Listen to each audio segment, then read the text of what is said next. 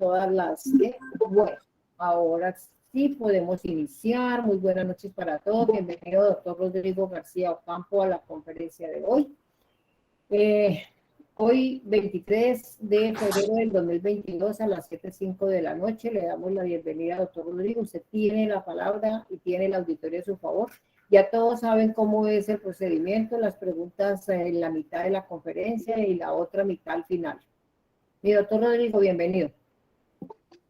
Bueno, María Yané, parece que es cerca del correo, me lo devolvió, del material, me lo devolvió mi servidor de correo. Parece que hay un tema con tu correo que antes de iniciar, permítame un segundo, estoy revisando aquí mi celular a ver qué fue lo que pasó. Dice que no encuentra, está mal, debe estar mal escrito el correo. Antes de, entonces, apenas yo deje compartir un momento, te lo reenvío desde mi computador nuevamente, ¿vale? Mientras tanto, vamos a avanzar. Bueno, buenas noches a todos, muchas gracias por estar aquí. Muchas gracias a María Janet por la invitación. Hoy queremos decirles que pues soy Rodrigo García, pertenezco al grupo de SAI Colombia, una empresa de auditoría y consultoría. Si ustedes quieren, escanean mis datos, apenas ahí están en pantalla con el escáner de su cámara digital y van a tener acceso a todos mis datos. Cualquier cosa que ustedes quieran, pues simplemente preguntamos. Esto va a ser una charla, un conversatorio corto en un tema que es importante, que es el nuevo registro que deben hacer ciertas personas ante el RUT, ante el Registro Único Tributario, que se va a llamar RUB, Registro Único de Beneficiario. Este registro de beneficiario, aquí vamos a tener un enfoque básicamente, no vamos a hablar del XMLS para su transmisión, porque pues, la resolución tiene todo el proceso con el cual ustedes pueden transmitir estos formatos. Vamos a hablar es de qué se trata y por qué. En virtud de que lo técnico pues requiere un poco más de análisis desde el punto de vista de Excel, convertir ese archivo a XMLS, y la gran mayoría de ustedes que son contadores pues saben montar información exógena. Es igual que una información exógena. Mi doctor Rodrigo, disculpe, ahí a su WhatsApp mándeme la dirección de mis dos correos para que me lo mande a ambos, por favor. Bueno, vale. Entonces ya te lo hago más adelantico, ¿sí? Para poderlo hacer. Entonces, registro único es una resolución que está reglamentando estas normas.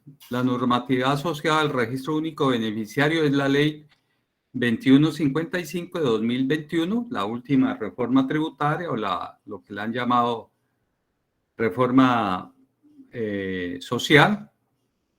En sus artículos 16 y 17 modificaron los artículos 631, raya 5 y 631, raya 6 del Estatuto Tributario. Esos dos artículos del Estatuto Tributario habían sido creados por la Ley 2010 del 19 y con esta ley se modifica. Está igualmente la resolución 164 del 2021, que es de la DIAN, y hay un proyecto de resolución que modifica los artículos 10 y 13 y deroga el numeral cuarto del artículo cuarto. Allí me faltó el artículo cuarto de la resolución 164. María Yané creo que compartió a los grupos ese proyecto de resolución en función a este tema. El artículo 631, raya 5 del estatuto define el concepto de beneficiario final, mientras el artículo 636 crea el registro único de beneficiario final como parte del RUT, y está reglamentado entonces por esta resolución 164, que es la que reglamenta ese registro único de beneficiario. Ahora vemos de qué se trataría. Entonces, vamos a ver este tema. Este tema, mire que aquí en el fondo tiene un tema que es risk management, porque verdaderamente esto es un tema de riesgos. ¿Qué es lo que ha pasado? Pues todos sabrán que los países que tienen buenas prácticas están adoptando muchos procedimientos, muchas políticas, procedimientos y normas asociadas a los riesgos, en virtud de prevenir la ocurrencia de esos riesgos. Tanto así que en la matriz, los especialistas habían indicado que un efecto de pandemia en el mundo, de los 150 riesgos más probables que podrían ocurrir, está en el numeral 80. O sea, todos se equivocaron de que el mundo podría tener los efectos que hemos tenido con una pandemia como el COVID. Pero pues esta situación de los riesgos pues se ha venido afinando para el sector empresarial, y en el sector empresarial desde hace muchos años, desde Basilea, desde el convenio de Basilea, Colombia tenía que adoptar políticas para la prevención del riesgo empresarial, y comenzamos con el sector financiero y eso se ha ido extendiendo a todos los sectores. Hoy en día el sector real con el Sagrilat, el sector también cooperativo con el Salar, y pues también el sector, como lo indiqué, el sector financiero con Sarlat. Pero fuera de eso es simplemente una pata. ¿Por qué? Porque el Sarlat, lo que como su nombre lo indica, está preveniendo lavado de activos y financiación del terrorismo. Pero en las compañías hay que hacer un concepto que se llama risk management, o sea, gestión del riesgo o administración del riesgo empresarial. Y ese riesgo empresarial, pues la intención es reducirlo, controlarlo, transferirlo o aceptarlo, no hay otras, ¿sí? Entonces, las empresas deben hacerlo desde el sector financiero, que tiene un gerente de riesgos. Todavía sigue muy incipiente el sector cooperativo, pero para allá vamos. Y las empresas grandes, los grupos corporativos, pues tienen su risk management o su gerente de riesgos. Recuerde que, si ustedes recuerden el caso de Interbolsa. ¿Alguien se recuerda del caso de Interbolsa? ¿De qué se trata? ¿Alguien me puede abrir el micrófono y decir? El desfalco financiero que hubo con todos los ahorradores que estaban allá. Bueno, correcto. Entonces, el desfalco financiero de Interbolsa era simplemente un proceso en el cual se captaba a través de unos fondos. Interbolsa es una comisionista de bolsa. De unos fondos, las comisionistas pueden crear fondos para ciertos propósitos, unos fondos, por ahí se captaban recursos del público en general, y resultó esos fondos desviados hacia ciertas situaciones en las cuales los ahorradores perdieron infinito dinero, y no sabemos cuánto, porque esos fondos, mucho de ese dinero que estaba en esos fondos, no era un dinero que no era declarado, y allí cayeron más de uno de los de estrato 21 de Colombia. Entonces no sabemos exactamente cuánto sucedió en el desfalco, pero se habla de alrededor de 1 billón de pesos. Entonces, pues ese dato todavía no lo conoce, porque la superintendencia habla de 700.000 millones únicamente, pero creo que era más, de acuerdo a algunos conceptos que hemos conocido. Frente a esa situación, el tema es el siguiente. Hay un organismo que se llama el GAFI. El GAFI es un grupo de acción financiera internacional sobre blanqueo de capital. Este GAFI fue creado en 1989 en Francia y tiene como organismo, pues no solamente actúa solo, actúa en coordinación con otros organismos intergubernamentales e internacionales. Entre esas está la OCDE, que es la que también prevé a las compañías o genera políticas a los estados para combatir el lavado de activos, la financiación de lavado de activos, financiación del terrorismo, que internacionalmente se conoce como blanqueo de capitales. El GAFI, de acuerdo al mandato, sus objetivos son fijar estándares y promover la efectiva implementación de medidas legales, regulatorias, operativas para combatir el lavado de activos, el financiamiento del terrorismo y el financiamiento y proliferación de las armas de destrucción masiva y otras amenazas relacionadas con la integridad del sistema financiero internacional. Pero fíjate que si ustedes unen todo, lavado de activos, financiación del terrorismo y financiación de proliferación de armas de destrucción masivas, es el nombre de SagriLab, del que está hoy en moda y que aquellos empresas vigiladas pues van a tener SagriLab y una cantidad de estamentos adicionales, incluidos las compañías de contadores públicos, después de ciertos montos, tienen que tener un SagriLab o unas medidas mínimas preventivas sobre el lavado de activos, dependiendo del tamaño. O sea, esto se nos volvió algo muy normal ya y faltaba un poco el tema fiscal. Y allí estamos en el tema fiscal. Entonces, eso es la función que tiene nuestro GAFI. GAFI es, aquí está la página de web de ellos, es simplemente ir allá, está en inglés obviamente, y van a encontrar de hecho van a encontrar esta fotografía que muestra pues los aspectos que tienen que ver con los riesgos que el GAFI persigue. El tema del dinero, el tema de armas nucleares, el tema relacionado con químicos, el tema relacionado con, este símbolo es estos símbolos son relacionados con, todos ellos relacionados con destrucción masiva, pero no recuerdo este de acá cuál es. Pero bueno, ahí estamos.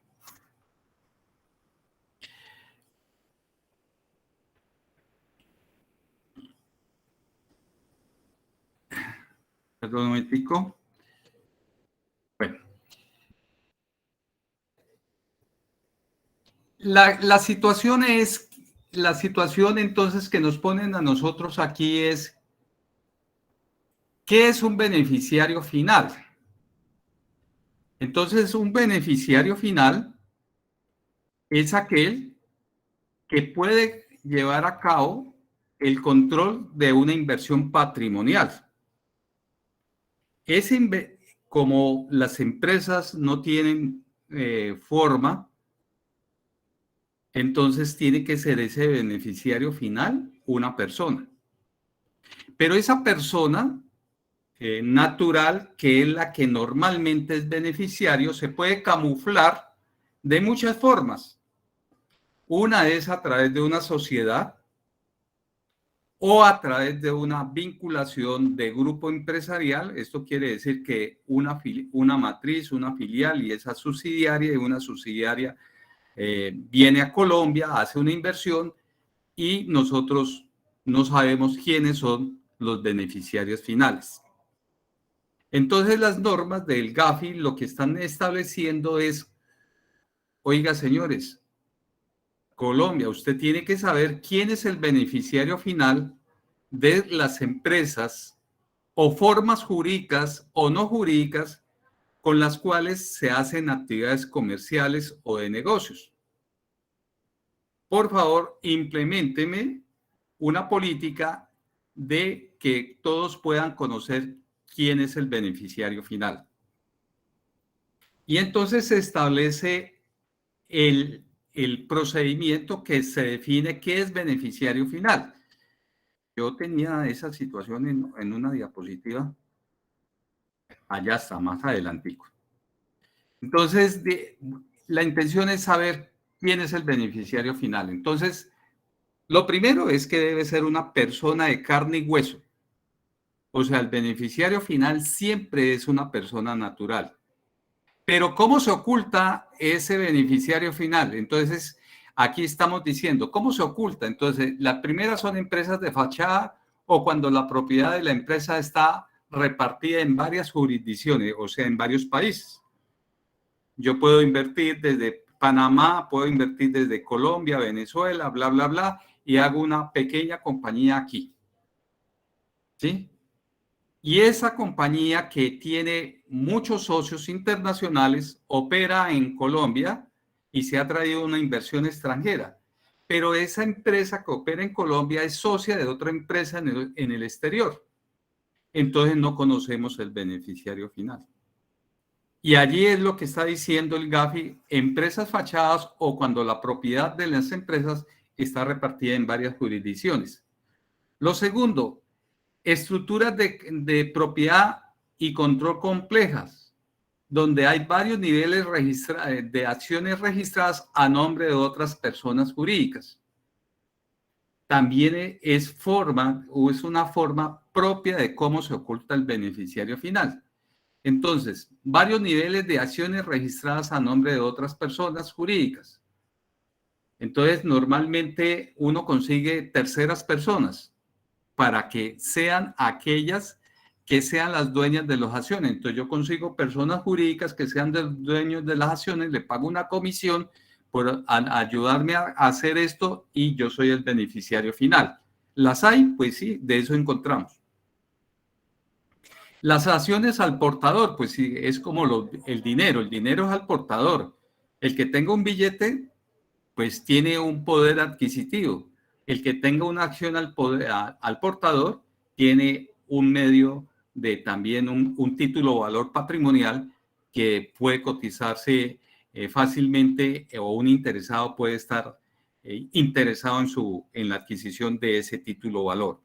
Entonces, en Colombia, las acciones, de hecho, en las acciones al portador no están permitidas, pero como esto es el GAFI, hay otras jurisdicciones como Panamá que sí podían tener acciones. Y digo sí porque a partir del año 2020 se restringió las acciones al portador.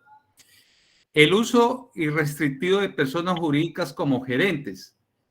Pues sea sencillo decir que hoy en día las personas jurídicas pueden ser gerenciadas por otra persona jurídica, quien a su vez designa a un representante legal para que ejerza ese cargo. Igual como pasa con nosotros los revisores fiscales, que es nombrada la empresa auditora o de servicios contables, y ella a su vez designa en cabeza de quienes va a quedar la revisoría fiscal. Es igual, o sea, la misma figura que se está buscando. No revelar la identidad del encargado de nombrar a los accionistas o a los directores, ¿no? Es otra forma. Y obviamente que en las actas de junta directiva, el Código de Comercio en Colombia permite, uno dice, quórum, María Janet, 50% de las acciones suscitas, Rodrigo García, 50%, total del quórum, 100%, entonces está el quórum completo. Pero esa forma de hacer las actas no es la única, porque yo puedo decir que estando presente el 100% de la propiedad accionaria, de lo cual se da fe, se dio a cabo la reunión de los accionistas. Y tienen que creerme porque yo es una persona de interés privado que nada tiene que publicar. Y es válido, sí, el Código de Comercio así lo permite. Entonces, esa situación se prevé frente a una de las formas de que el beneficiario final se pueda ocultar. Nombrar accionistas y directores informales como socios cercanos y familiares. Pues eso ya lo saben ustedes y sucede mucho en nuestro medio. Y otras formas de poder hacer esos ocultamientos, pues es a través de la fiducia u otros acuerdos legales, como las cuentas, los contratos de cuentas en participación, como los consorcios o uniones temporales, que estoy diciendo que no es que sean no legales, sino que podrían ser utilizados para ocultar los beneficiarios. Y ¿qué pasó aquí? Y el uso de intermediarios para crear personas jurídicas es la No, otra situación. coloque por favor, eso, ya, El ya. uso de intermediarios para crear personas jurídicas, que normalmente, por ejemplo, cuando los abogados en Colombia constituyen empresas del exterior, a los abogados de Colombia, las empresas o los inversionistas extranjeros le dan un poder para crear esa empresa jurídica. Y entonces uno tiene que ser muy, muy juicioso en conocer eso. ¿Esto qué es lo que trae consigo? ¿Qué es lo que se busca? Hombre, que se haga una debida diligencia. ¿Y qué es una debida diligencia en riesgos? La debida diligencia en riesgo es conocer quién es mi cliente, quién es mi proveedor, quién es mi accionista, pero ese quién no importa el nombre. La debida diligencia es un conjunto de normas, de políticas, de procedimientos, de procesos, de gestiones que permitan un conocimiento razonable de los aspectos y cuánticos de un cliente o de un beneficiario final, con especial atención de su perfil financiero y transaccional, el origen de su patrimonio y el seguimiento continuo de las transacciones u operaciones. Eso se llama debida diligencia. Y esa debida diligencia tenemos que hacerla si pretendemos conocer quiénes son los usuarios finales, perdón, los beneficiarios finales de una inversión que está en cabeza de una persona jurídica. Entonces, ahora se habla de dos tipos de diligencia. Una diligencia básica que es conocer y es lo que normalmente se hace cuando ustedes, por ejemplo, en sus empresas establecen procedimientos para conocer los clientes. Que hay que traer los documentos, hay que traer fotocopia de la cédula, hay que traer la declaración de renta, el RUT y las certificaciones comerciales y cualquier otro documento. Esa es como una diligencia básica de conocimiento, pero verdaderamente no conocemos a ese fulano. Escasamente conocemos y procesamos un poquito esa información. Hoy se habla de una debida diligencia ampliada o reforzada, que implica negocios o sea, conocer si esa persona es públicamente expuesta. El PET es personas públicamente expuestas. Juan, no veo. ¿Qué pasó?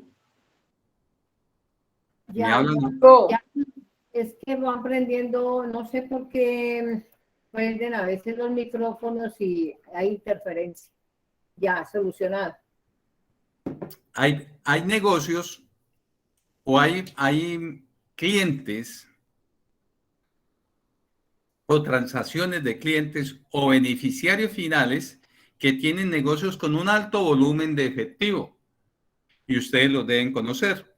De hecho, uno de esos que en Colombia impera mucho es los agricultores. Los agricultores tienen un gran volumen de operaciones en efectivo, pagan sus nóminas en efectivo, en fin, eso se ha venido cambiando por el control que tiene ahora la DIAN de pagos en efectivo, pero todavía sigue siendo. Pero ¿qué me dice una empresa de giros como Rappi, por ejemplo, cualquiera de estas que tiene giros y que recibe en efectivo y tiene que pagar en efectivo? Pues esa empresa que en Colombia hacen esa actividad de giros, son vigiladas, muy vigiladas y tienen que tener un compromiso con el lavado de activos bastante alto. De hecho, el Ministerio de las Comunicaciones, que le corresponde la vigilancia, pues tiene unas políticas muy estrictas para que ellos controlen esos flujos de efectivos.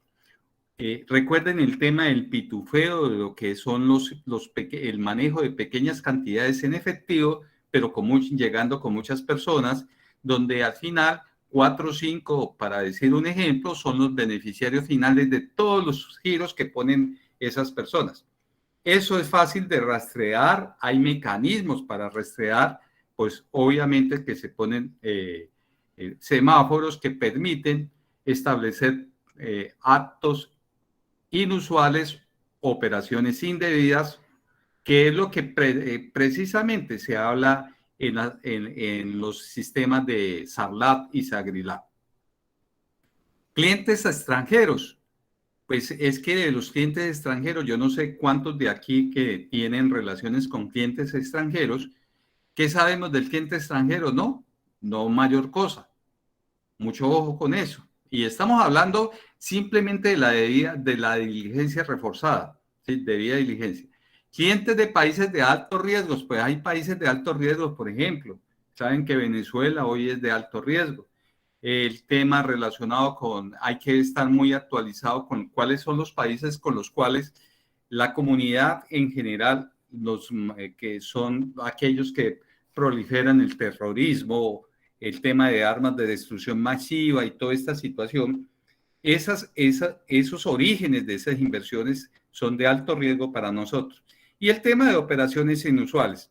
Entonces, ojo con lo que estamos diciendo. ¿Por qué es tan importante lo que estamos hablando y por qué lo estamos hablando? Porque es que el beneficiario final requiere de una debida diligencia. Y lo vamos a ver más adelante, ¿sí? Entonces, es no solamente decir el nombre, no, voy a mandar el nombre y listo. No, es que requiere del estudio de la debida diligencia. Eso quiere decir que esa persona jurídica o no jurídica o otra forma asociativa es dueña del poder económico en una empresa, ¿sí? Pero se disfraza de mono para que sus manos sean de seda.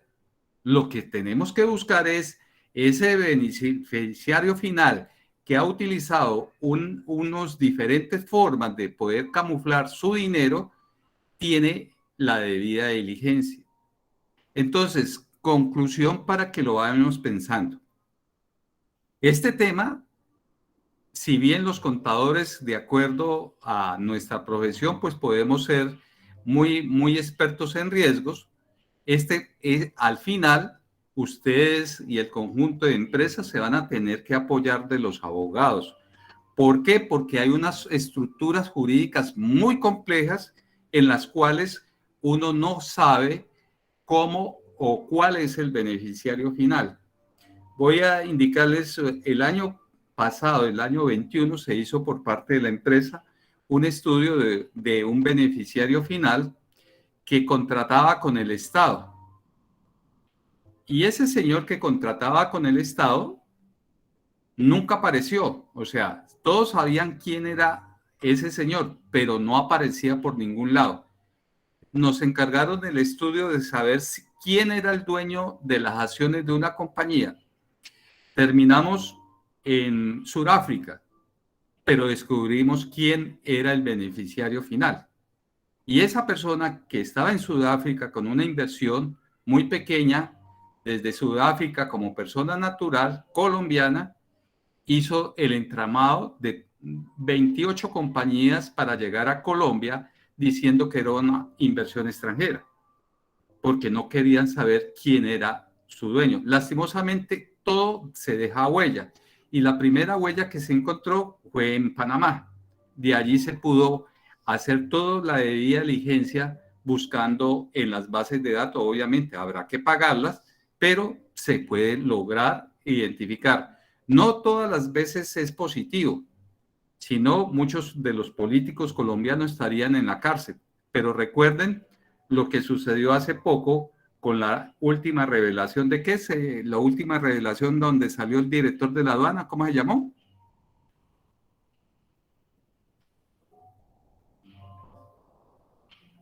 ¿Cómo se llamó el proceso donde aparece a Junco como evasor de impuestos porque tiene una compañía en Panamá que no fue declarada como inversión de Colombia en el exterior? Pandora Papers. Ah, los Pandora Papers. Muy bien, muchas gracias. Bueno, entonces ya sabemos que es debida diligencia. Estas son las normas colombianas asociadas a los delitos de lavado de activos y financiación del terrorismo. O sea, muchas. Desde 1999 este país sigue luchando contra ese delito que es el lavado de activos y la financiación del terrorismo. Lo que pasa es que anteriormente únicamente conocíamos como lavado de activos al tema del narcotráfico, pero no es solamente el narcotráfico, son todas las actividades ilícitas desde...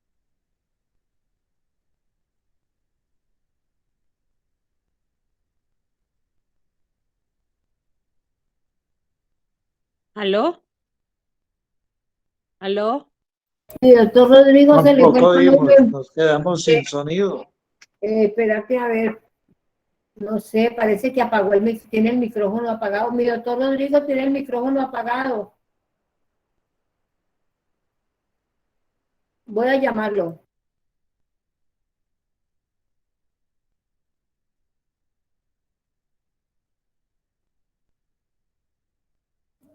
Ya, no sé, no lo apagué. No. Ya volvió, ¿no? Sí, de un momento Bueno. a otro quedó listo, pero la presentación se cayó.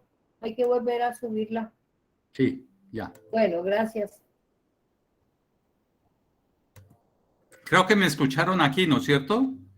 ¿Estábamos aquí? Sí, íbamos sí, correcto, ahora ya se escucha. Ok, pero entonces estamos diciendo desde 1999 Colombia está con normas que se crearon en su momento para el tema de la prevención del lavado de activos. Y seguimos, estamos en 2022 y las normas siguen. ¿Cuál fue la última norma en función al tema de corrupción, que es un tema que está asociado al lavado de activos? ¿Cuál es la ley? La ley 2195. ¿cuál? 2155, ¿no es cierto? 2195. 55, ¿no es? 95. 95. Creo que sí.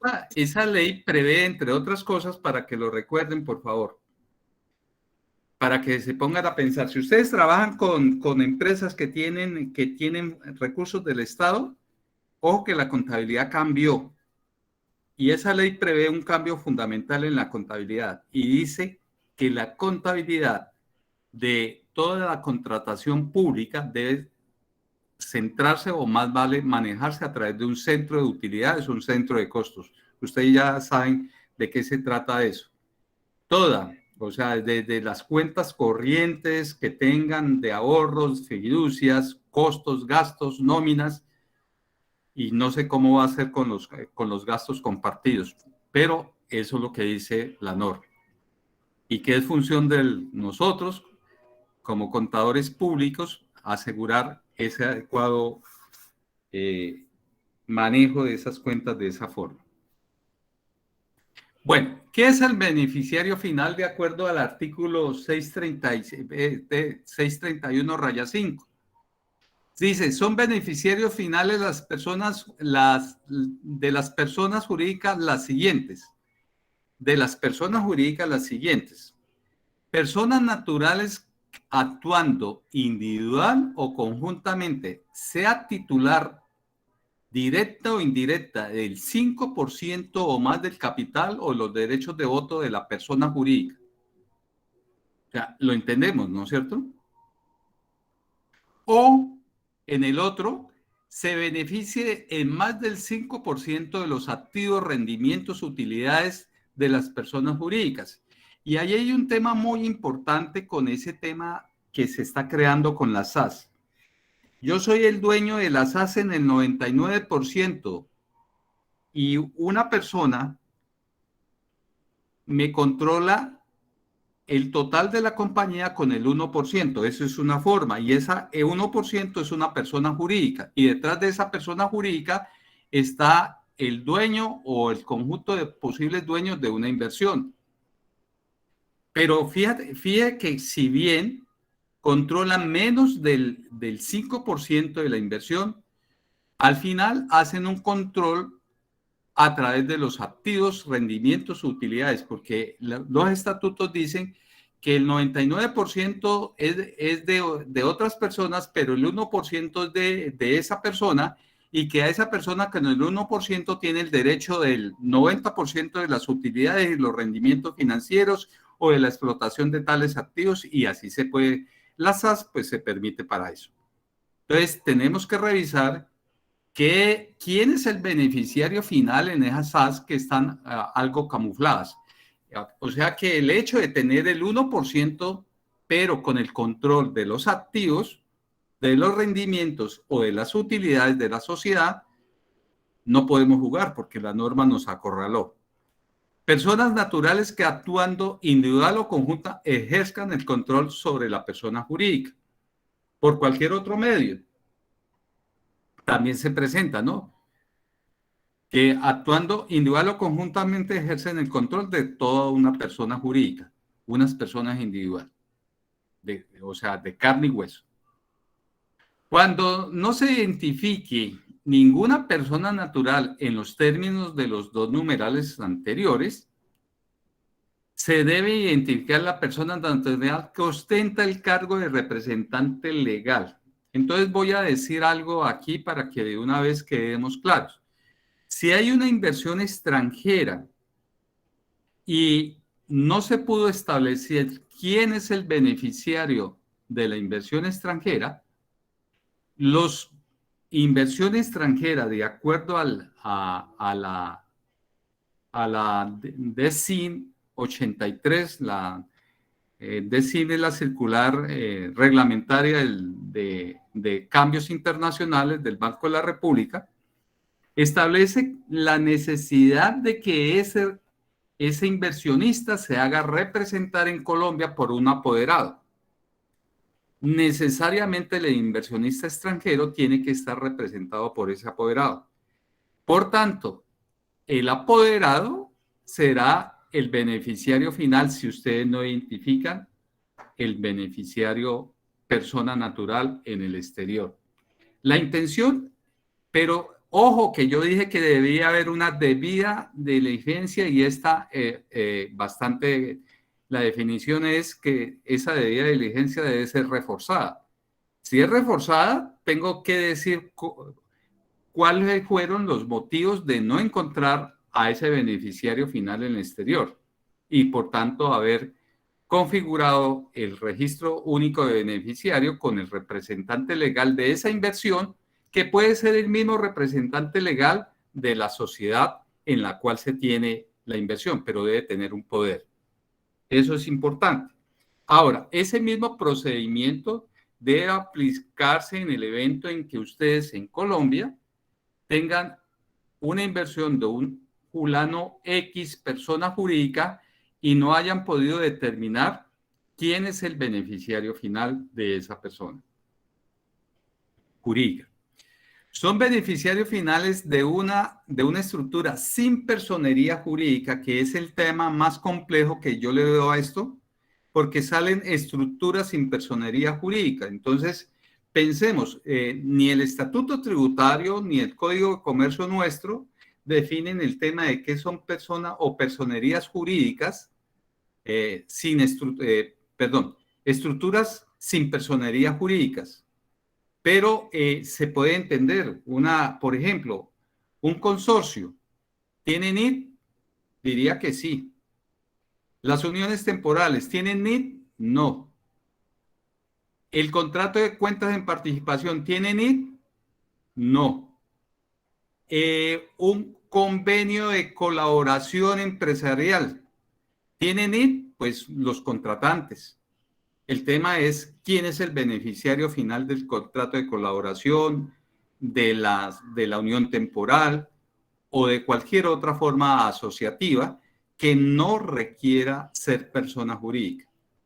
Y en el Estado que se ha puesto mucho ojo también en el Estado, porque pueden utilizarse el Estado para poder lavar activos, pues hay una gran cantidad de estructuras con función de negocios o administrativas o con función de dependencia administrativa. Voy a ponerles un ejemplo. Una de esas es la Junta Central de Contadores, que es una unidad adscrita al Ministerio de Educación, que no tiene personería jurídica independiente, sino que está adscrita precisamente. De esa misma forma se pueden organizar, los joint ventures también son contratos que permiten esa forma. O sea, son formas asociativas que tienen un que tienen un fin que normalmente es económico, pero que de acuerdo con la ley no tienen personería jurídica. Pregunta, ¿el matrimonio será una estructura sin personería jurídica?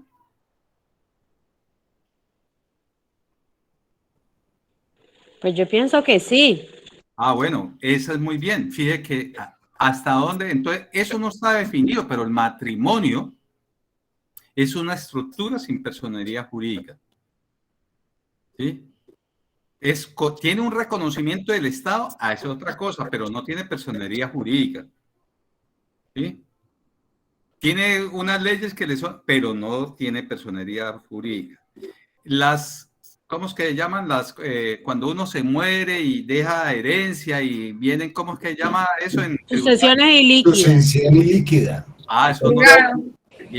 O los legados, ¿no? Legados. Los legados, pero los legados podrían ser, ya son una especie de, ¿cómo se llama? Voy a decir, de herencias que tienen unos propósitos, unas destinaciones específicas, pero al final cuando ellas se van a poner se van a dar o se van a determinar, siempre va a aparecer el beneficiario final. Aquí lo que se trata es exactamente de buscar quién es el bendito beneficiario final. Bueno, vamos más. Entonces, ¿cómo se camuflan? Como fiduciantes, fideicomitentes, constituyentes o similares, fiducias, comités fiduciarios, comités financieros, oposiciones similares, fideicomisos, beneficiarios condicionados. Por eso la fiducia dice que debe estar exenta de estas situaciones debe conocerse quién es el beneficiario final. Y he visto más de un contrato de fiducia que no es tan claro con eso.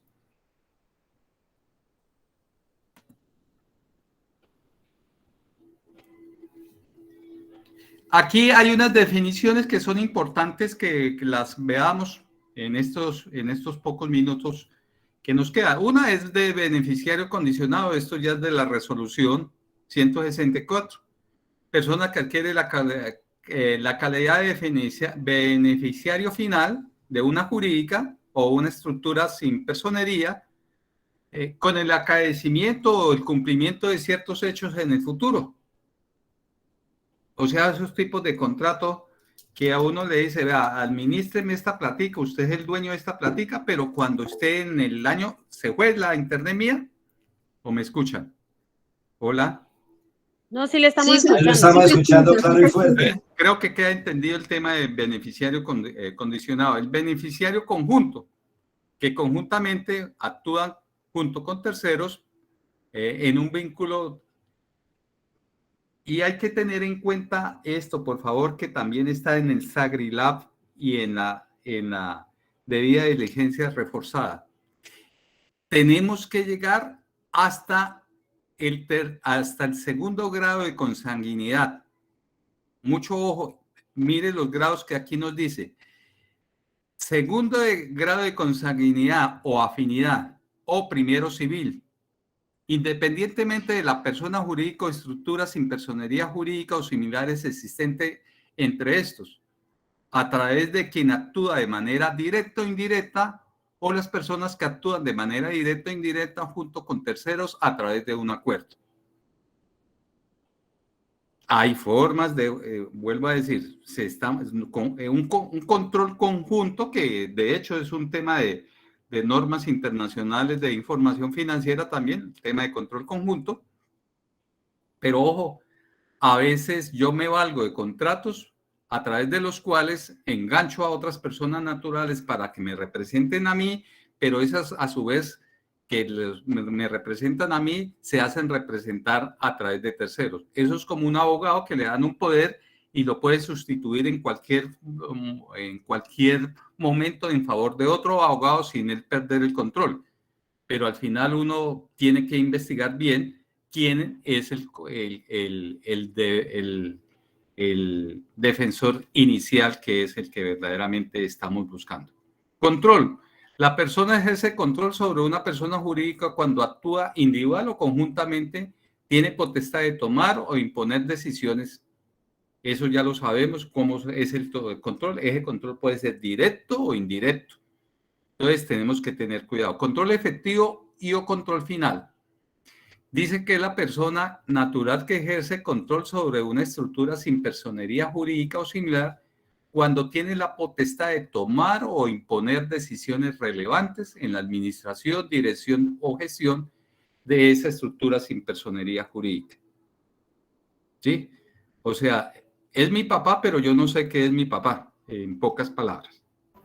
Mi doc, todo lo que usted nos está exponiendo, muy importante e interesante, pero algo confuso. Yo no sé, alguna cosa que uno, por más que lo analice, bueno, y usted en su explicación tan especial que nos hace, a mí me gustaría si de pronto vamos, como están bien discriminados, y de eso se trata esta capacitación o charla, como le queramos llamar, me agradaría si cada uno de los puntos que se está exponiendo está quedando claro, o debatimos cada uno para que no dejemos todo para No, pues ¿Usted qué opina, doc?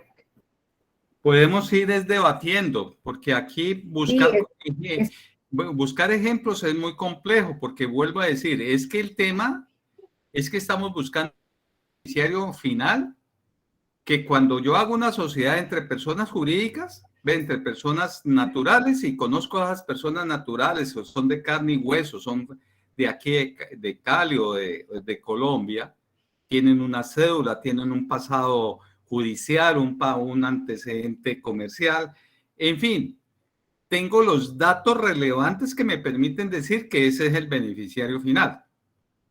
Sí. Pero hay otras formas. Y esa tareita también nos la cuelgan a nosotros. ¿Quién es el No, responsable? es que vuelvo a decir, mi respuesta es que ustedes no se la deben dejar colgar. ¿Por qué? Porque es que esto es una debida diligencia. Y, vea, voy a adelantarme un poquito, pues, que es ahí tenemos levantada manitos.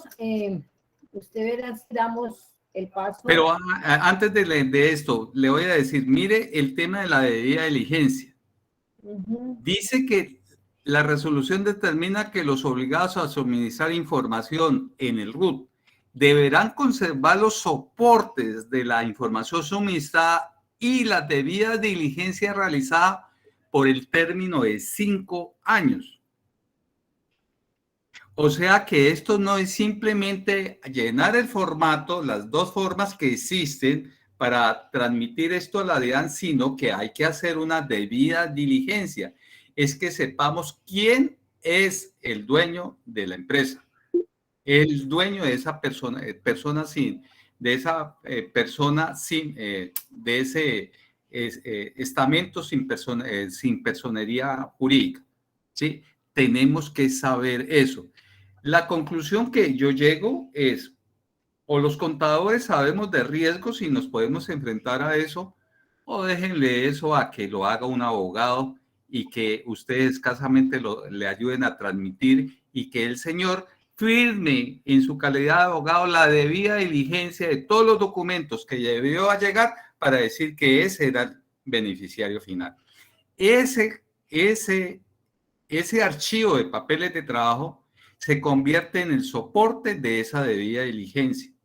Si eso no existe, no ha habido debida diligencia, y entonces el problema, ¿a quién van a castigar?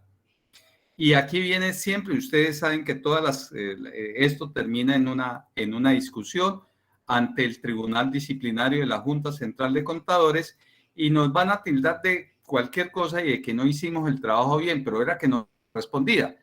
Mi sugerencia es, si ustedes no conocen suficiente de riesgos y no saben hacer un proceso que determine y que vayan a buscar a las listas restrictivas para que esos beneficiarios, así sean personas de carne y hueso ahorita, como soy yo, un socio de una empresa, pues la debida diligencia es saber quién es Rodrigo García, de dónde consigue sus recursos, en dónde vive, cuáles son sus hijos, cuál es su mujer, cuáles son esos beneficiarios que él tiene alrededor de él. Eso se llama debida diligencia.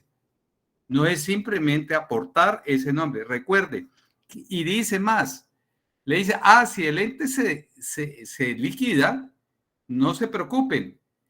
El liquidador deberá conservar por 5 años esos documentos a partir del año de liquidación. O sea, que en el evento en que el liquidador no tenga la debida diligencia de parte de quien la haya hecho, o si él la misma lo hizo, pues se puede meter en un problema que se llama estar asociado a un delito transnacional, que es el lavado de activos y financiación del terrorismo. Entonces, me devuelvo allí. Ahora sí las preguntas.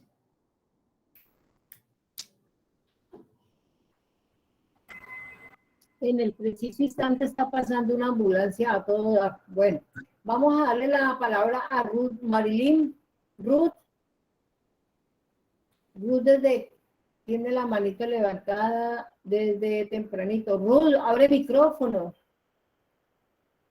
Bueno, se fue Ruth. Bueno, ¿alguien más que quiera? Juliet Yo. Bermúdez. Aquí estoy. Bueno, Buenas noches. Buenas noches, doctor. Buenas noches todos. A mí no me ha quedado algo claro exactamente el RUT, qué es, ante quién se hace y qué es lo que se tendría que reportar. El RUT,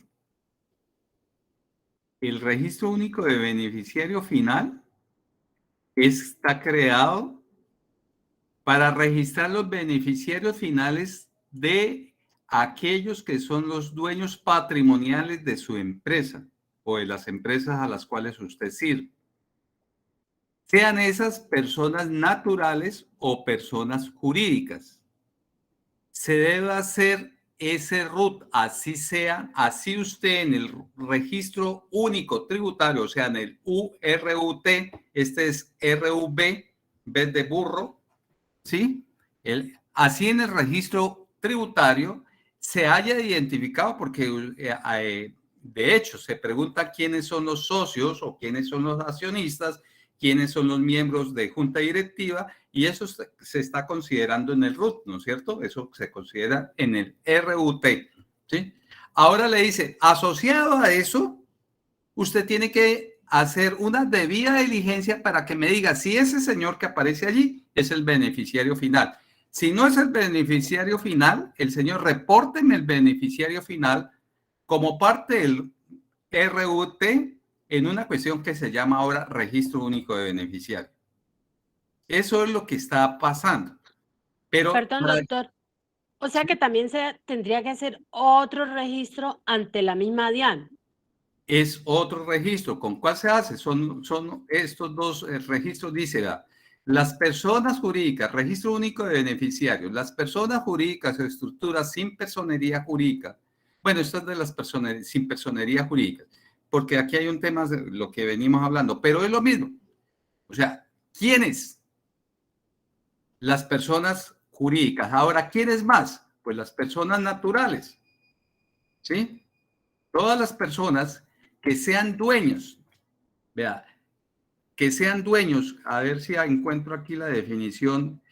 Es que montemos beneficiario final. Eso lo define exactamente el artículo 631-5. El beneficio. Aquí está. Entiéndase por beneficiario final, ¿quiénes? ¿Quiénes que son? Personas naturales que finalmente posean o controlan directo o indirectamente a un cliente o a una empresa natural, a un cliente o una persona natural en cuyo nombre se realiza una transacción. Incluye también las personas naturales que ejerzan el control efectivo o final directo o indirectamente sobre una persona jurídica o una estructura sin personería jurídica. Entonces, ¿qué es lo que nos está indicando esa situación? ¿Quién es el beneficiario final que yo voy a encontrar? Siempre va a ser una persona natural. ¿De qué? Dueño de la empresa. Entonces, lo primero que yo tengo que evaluar es, somos dos, María Yané y yo, dueños de una empresa. ¿Esos dos somos los reales socios? Esas personas, o detrás de María Janet y detrás mío, hay otras personas naturales que nos pusieron a nosotros para ellos camuflar un dinero. Entonces le dicen, mire, si usted cree que María Janet y Rodrigo son los dueños de la empresa, haga la debida diligencia, consérvela por 5 años, porque yo lo puedo requerir a usted, y me matricula a esas personas como dueños finales de esa inversión. ¿Estamos de acuerdo? ¿Puedo Sí, preguntar señor. Rodri, ¿puedo preguntarte algo? Sí, dime. Bueno, recuerde que llevamos un orden, pero todas las preguntas están muy, muy interesantes. Debemos continuar sobre el mismo hilo conductor que llevamos. Las preguntas que se hagan referente a lo que el doctor Rodrigo está tratando para que no ponerlo a él para allá, para atrás. ¿De acuerdo? ¿Me hago entender? Bueno. Hola. Entonces, Bueno, sí, estamos por ahí. se me perdió. ¿Cómo que se llama la niña que estaba hablando? Se me fue. Yo, Yuriet Bermúdez. Ah, Julia, lo que pasa es que aquí me sale un letrero acá Sí. al frente de quiénes le O sea, la mano y me la tapó.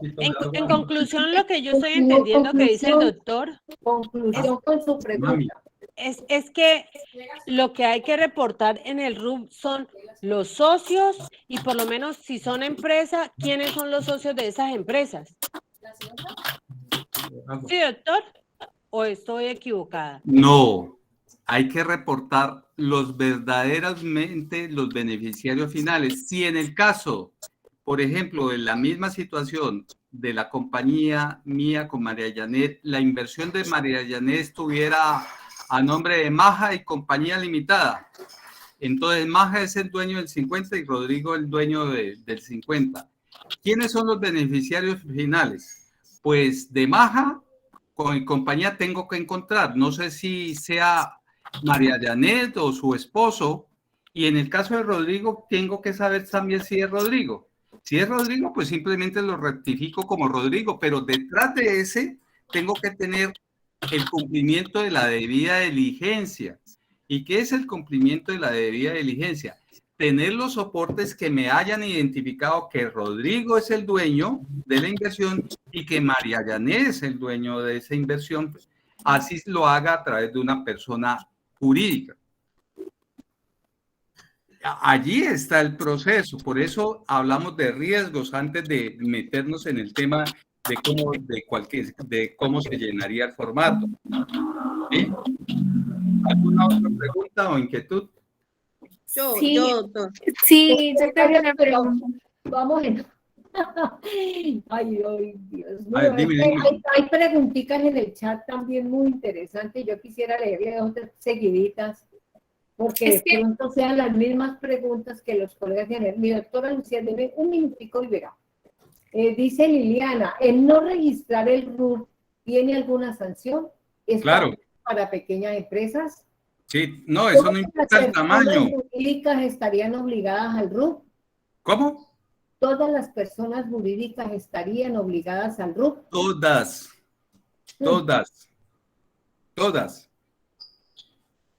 Esa resolución que salió no corresponde a que ampliaron el plazo, ¿cierto?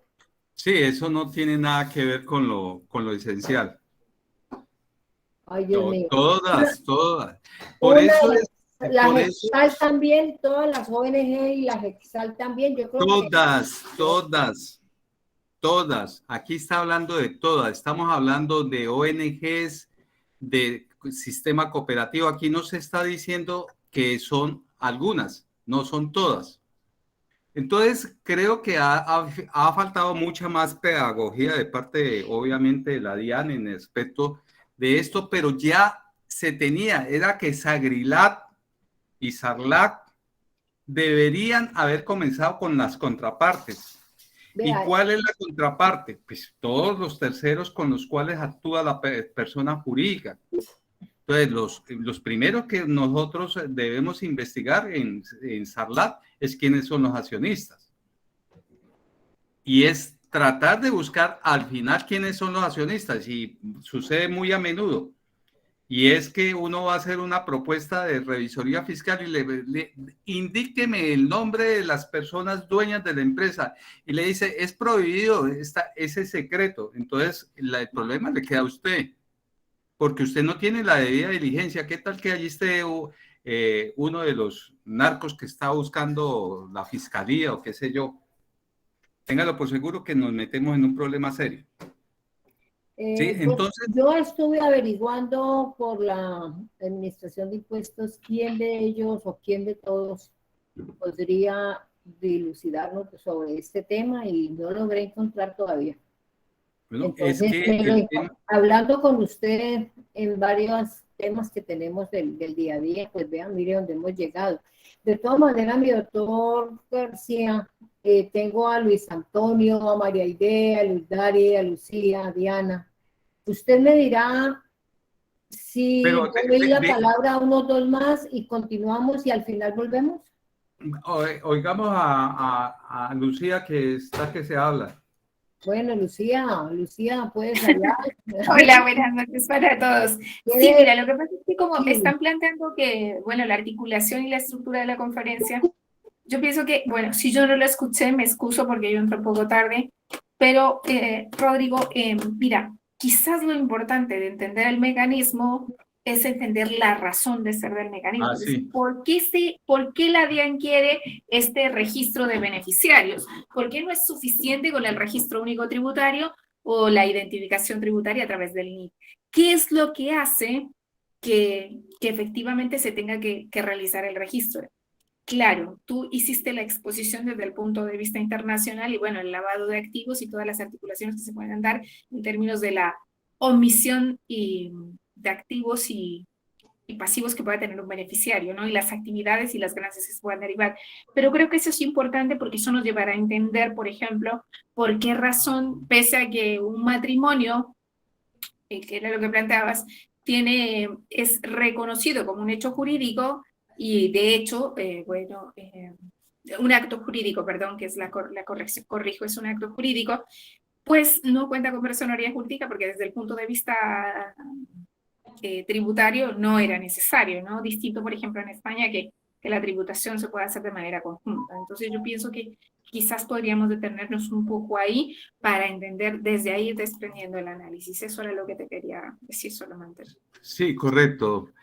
¿Qué es lo que sí? En el fondo lo que estamos buscando es ese tema de encontrar a esa persona que se ha camuflado y que está escondiendo tal vez bienes o activos que son producto de operaciones ilícitas, básicamente, y que verdaderamente, ¿qué también ha pasado? Y lo digo, y eso es lo que la nueva resolución está sacando del espectro. El artículo 4, numeral 4 de esa resolución de la 164 establecía que las personas jurídicas o naturales extranjeras, ojo con lo que estoy diciendo, extranjeras que hicieran negocios en Colombia tenían que registrarse en el RUT. Y ese artículo está en proyecto de ser excluido de la resolución 164, sustituido. Y la razón es algo interesante. ¿Cómo sería Colombia sin la oportunidad de que esos capitales golondrina, que son los que hacen que nuestra bolsa de valores trance algo, no lleguen a Colombia? Porque tendrían que registrarse previamente que allí es el tema que vamos a ver del cumplimiento, en el registro único de beneficiarios. Entonces, yo sé que es un poco complejo establecer muchas veces, y a nosotros como lo digo yo, como contadores, como auditores, como revisores fiscales, muchos nos han restringido. No, es que usted no tiene por qué. No, yo sí tengo todo el derecho de saber quién es el beneficiario final, pero sin embargo se camuflan, y lo acabamos de ver en los contratos que se establecieron con el Ministerio de las TIC, y todo el escándalo que se hubo en función a entregar unos anticipos que terminaron en unos paraísos fiscales, 70.000 millones, y que todavía no han podido ser rescatados. Y que detrás de eso estaban unos herederos que parece ser que aquí pone el pecho, ¿cómo es que llama? El flaco este, ¿me recuerdan el nombre? De apellido Tapia, ¿no? Tapias, exacto, Tapia, Emilio sí, Tapias. Emilio Tapia, sí. Sí, señor, el El flaco, contratista, Emilio Tapia. él pone Toda una tapia. toda una Tapia, sí.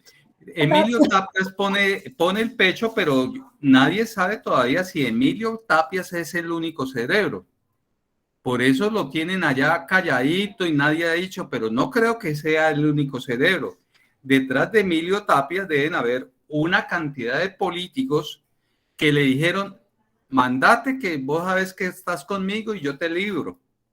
Y es lo que se busca con esto. Saber que ese Emilio Tapias no está solo. Detrás de Emilio Tapias está otras personas. Y alguien me dirá, ¿y si él no le da la gana de hablar? Pues él se tira la responsabilidad y tendrá que ir a la cárcel, como de hecho lo está haciendo, para no delatar, sí, a ese beneficiario final de eso. Que él lleva una parte, pues claro que él no va a trabajar por él solo. No sabemos, yo no podría decir que Emilio Tapia sea el beneficiario final de toda la contratación y de la pérdida de esos 78.000 millones que se están buscando en dónde es que están. ¿Sí estamos de acuerdo? Sí, voy a señor. retomar aquí para seguir. Entonces, ¿quiénes son? Están en el artículo 631-5. ¿Quiénes son los beneficiarios finales? Y lo que estamos buscando, el artículo lo que define es cómo se camufla, como lo decía el Gafi. ¿Qué hizo el artículo 631? Decir, poner en términos más naturales, más nuestros, el tema de cómo se pueden camuflar, ¿sí? Esos beneficiarios finales. Y esta resolución define unos beneficiarios. O sea, ¿quiénes son beneficiarios? ¿Quiénes pueden ser beneficiarios? Y en eso hay varias formas. Entonces, beneficiario condicionado, conjuntamente, control efectivo o control final, equivalente o funcional, estructura sin personería jurídica o similar, y allí hay muchas, vuelvo a decir, porque no están definidas. La titularidad directa y la titularidad indirecta serían las formas de definir, de buscar cómo el beneficiario final, que es una persona natural, y es lo que quiero que comprendan, es la persona natural la que tenemos que registrar en el registro único de beneficiario final. No es la persona jurídica, persona natural. ¿Sí? ¿Quién es?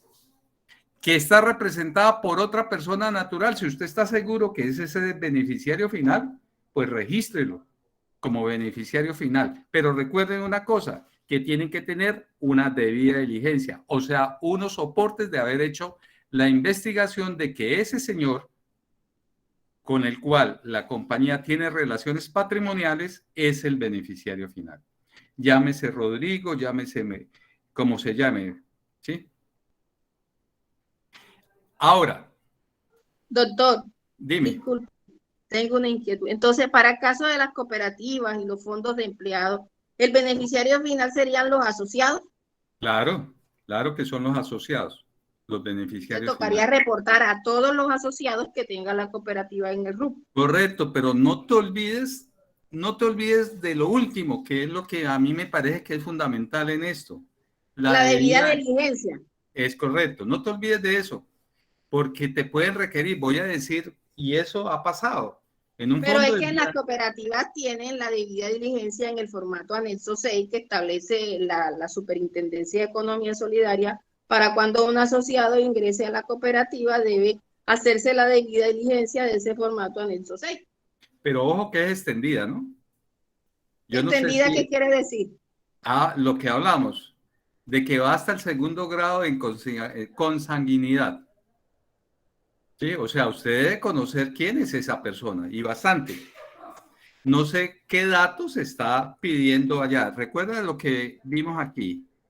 Esta debida diligencia es básica y hay una debida diligencia extendida que tiene que haber pasado por aquí. ¿Cuál es el origen? Si él maneja efectivo, o sea, cuál es el origen de sus fondos, Sí, todo. si tiene operaciones. Y consulten la lista restrictiva y todo. Ah, bueno, correcto. Si no hay, sí, es muy importante lo que acabas de decir. La consulta en las listas restrictivas. Tiene que haber esa evidencia. Sí, sí. Si esa evidencia no existe, por eso es que aquí, antes de registrarlos, tenemos que pasarlos por las listas restrictivas a esas personas. Claro. ¿Por qué? Sí. Porque esa debida diligencia, como lo vimos, tiene que conservarse. ¿Sí? Conservarse por el término de 5 años. ¿Sí? O sea que aquí la conclusión que ya yo saco de aquí, porque yo tenía como un enredo, me iba para arriba, me iba para el caso de las cooperativas y fondos de empleados, para el RUT debe reportar a todos los asociados que tiene la cooperativa con su soporte ya del anexo 6 y todo eso, independientemente de todo. O sea que sí le corresponde y está obligada a la cooperativa y los fondos de empleados como ente jurídico reportar y organizar esa plantilla de RUT y enviarla a la DIAN. Es correcto. En el formato hay dos formatos, ¿no? Aquí está el 2687 que está en cómo se hace, está en la resolución, al igual que el 2688, que es la carga final del XML. Yo estaba confundida porque algunos decían, no, eso no le corresponde, eso no nos corresponde porque si la entidad, el ente jurídico, no tiene relaciones, no ha tenido transacciones internacionales, pues no le correspondería, porque eso, estoy hablando ya ahorita con la capacitación, pues ya yo tengo ahorita otra interpretación. Pero no. La interpretación, eso a todo el mundo no le corresponde, no le aplica, ese RUT no le aplica, porque si ustedes no han tenido transacciones internacionales, no manejan recursos del Estado, no manejan recursos internacionales y han hecho operaciones internacionales, pues no le aplicaría el RUT. Entonces ahí, ahora con toda esta explicación, eso es erróneo. O sea, ahí a todo ente jurídico le aplica diligenciar y reportar el RUT. Es correcto, entonces tienes que tener eso pendiente. Fíjense que aquí en el material que les voy a enviar ahorita con María Janet está el ABC que sacó, voy a proyectarlo, el ABC que sacó la DIAN en relación a ese beneficiario final. Y ese...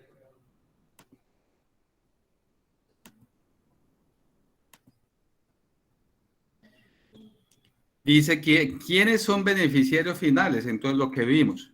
¿Qué es el registro? El registro a través del cual las personas jurídicas y estructuras sin personería jurídica o similares deben suministrar información de sus beneficiarios finales. ¿Sí? Entonces, allí está claro, son todas las personas jurídicas o formas sin personería jurídica que hagan negocios.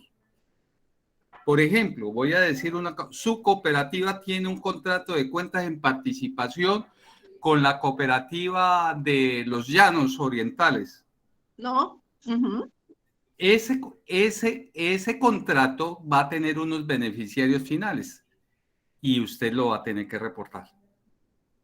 Así lo veo yo y así lo que dice cualquier negocio que al interior ustedes tengan, donde tengan beneficiarios finales, porque es que el contrato, estos tipos de contratos son contratos sin personería jurídica, entonces yo tengo que registrar el contrato. Entonces, para el caso de los proveedores, ¿entrarían los proveedores también? No, porque ellos no son beneficiarios patrimoniales.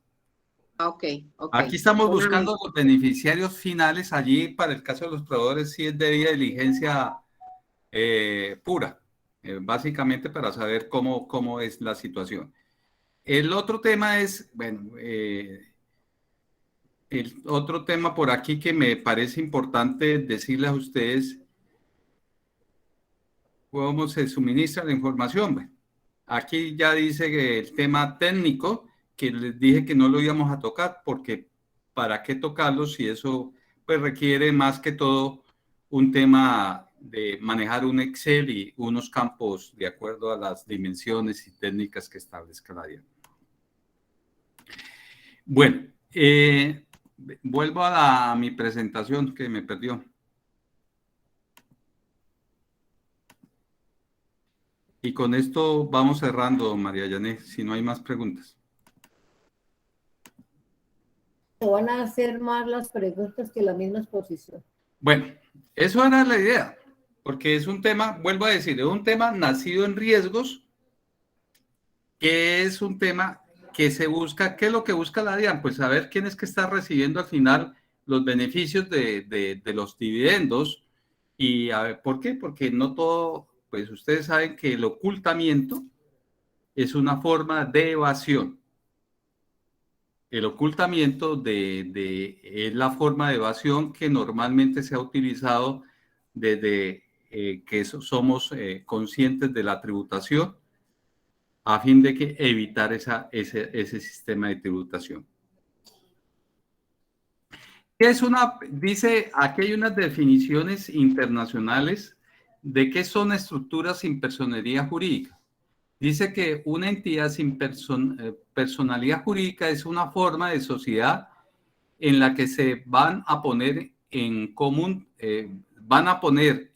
tanto recursos como habilidades sin la necesidad de tener que crear una nueva empresa, pero que va a prestar unos objetivos comunes, ya sean estos económicos o no.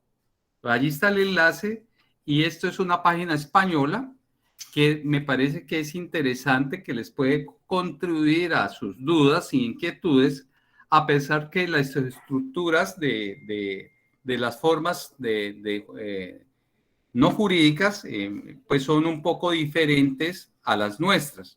Y aquí se muestra que digo, entre España y Colombia pueden ser un poquito diferentes, especialmente en el vocabulario. Y en la función pública del gobierno, esta es la página de la función pública del gobierno, la pregunta es ¿qué son estructuras sin personería jurídica? Dice que son organizaciones subordinadas a los lineamientos de una organización superior con o sin autonomía administrativa y financiera. No tienen representación, son entidades públicas cuya representación está en cabeza de la nación, departamentos, municipios o distritos. Esto quiere decir, de hecho, la norma no dijo que se excluyeran las empresas públicas. Allí no dice la norma nada de las empresas, pero yo creo que si son empresas del Estado, estamos hablando únicamente del sector privado.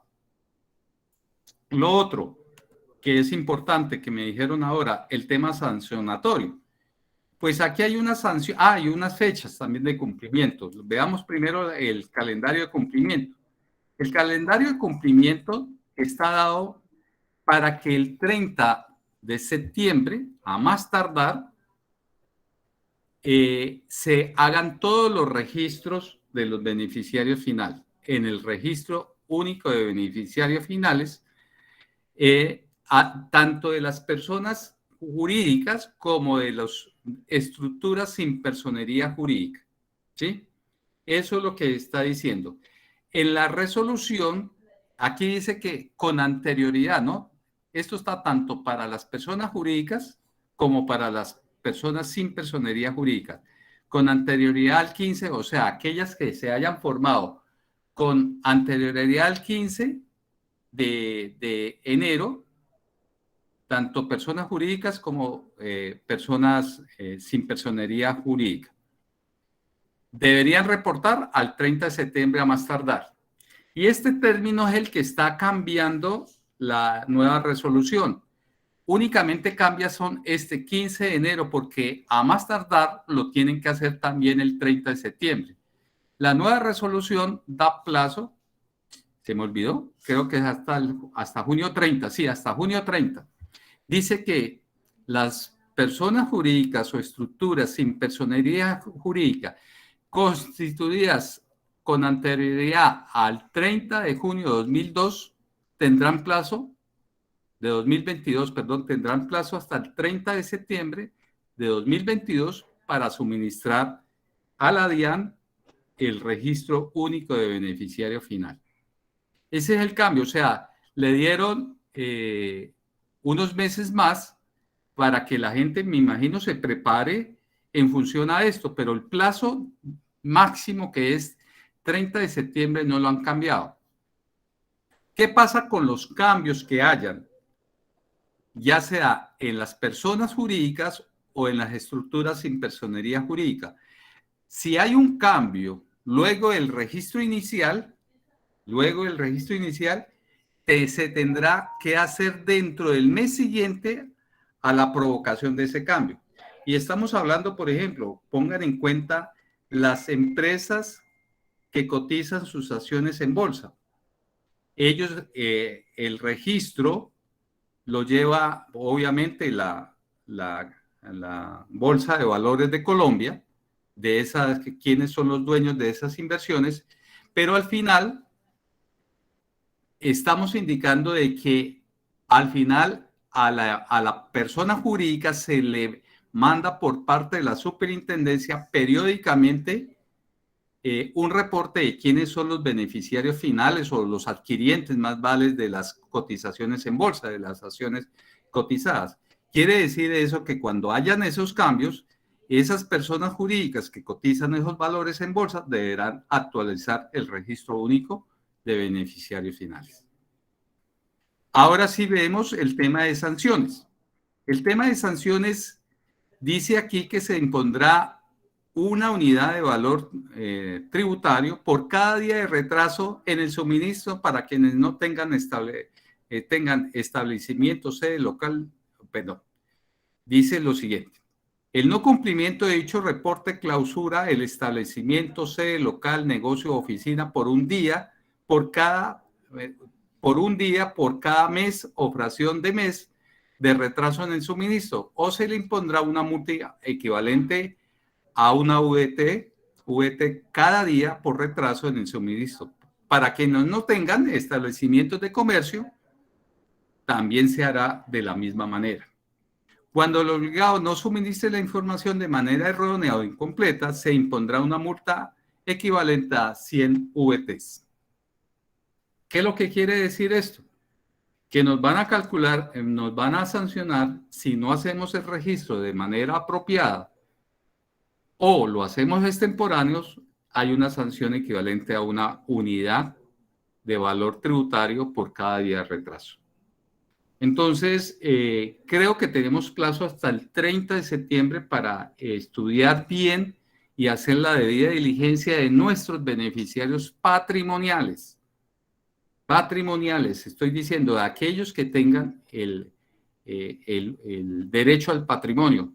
Y es que ese tema de los acuerdos, a mí, de los acuerdos entre accionistas es el tema que ustedes ni yo conocemos. Pero hay acuerdos de accionistas en el cual le dicen, vea, mire, usted va a ser el dueño del 80% de esta inversión, pero nosotros hacemos un acuerdo aquí para que solamente usted sea el dueño del 10%, el restante 70% es nuestro, punto. Pero usted pone el pecho sobre el 80%. Eso existe hace rato y se hace por cuestiones no solamente tributarias, sino de beneficio social. Y cuando digo social es porque hay un loco en la familia que se come el patrimonio y entonces le quitan el poder. Y entonces hacen acuerdos con los accionistas para darle menor dinero a ese dueño loco de una empresa para que no la destruya.